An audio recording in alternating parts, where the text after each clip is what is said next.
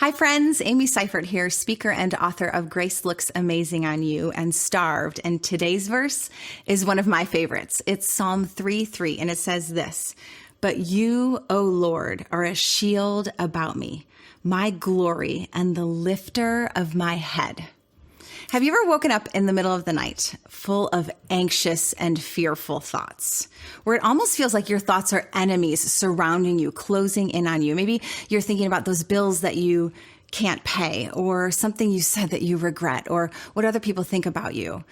This was me a few nights ago, and it was David a few centuries ago. David was being chased down, surrounded by his enemies, and leading the charge was his son, Absalom, who wanted to take his throne. And David writes, "But you, Lord, are my shield." And he doesn't just say that he has a shield, he says God is his shield. Now, back in the day, shields were made of wood, and then they were wrapped in animal skins, and then they were dipped in water so that they would be saturated. Why?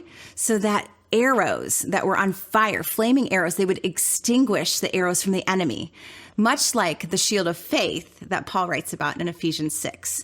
And then David writes two other things. He says, "And you are my glory and the lifter of my head." I would imagine if my son was chasing me down, I think I would be full of shame and rejection and defeat, head down. But he says, God is going to take my shame and make it glory, and he's going to lift my head. So today, two thoughts for you. Use your imagination. When anxiety comes, imagine being behind God as your shield, that he is going in front of you, he is protecting you, he's taking the hits. Or when shame is closing in, close your eyes and imagine God's tender hands lifting up your chin and saying, "Chin up, daughter, chin up, son, I'm your defender."